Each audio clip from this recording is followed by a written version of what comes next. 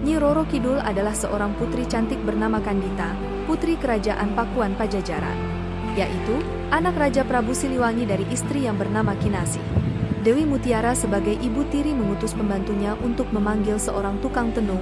Dia menyuruh sang dukun untuk meneluh Kandita. Pada malam harinya, tubuh Kandita gatal-gatal dipenuhi kudis, berbau busuk dan penuh bisul. Singkat cerita, Kandita pergi berkelana sendiri tanpa tujuan dan hampir tidak dapat menangis lagi. Ia tidak dendam kepada ibu tirinya, melainkan meminta agar Sang Hyang Kersa mendampinginya dalam menanggung penderitaan. Hampir 7 hari dan 7 malam, akhirnya ia tiba di Samudra Selatan. Tiba-tiba ia mendengar suara goib yang menyuruhnya terjun ke dalam laut selatan.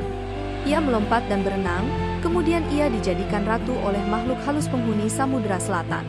Dan selanjutnya ia memiliki kuasa atas Samudra Selatan dan menjadi seorang dewi yang disebut Nyi Roro Kidul yang hidup abadi.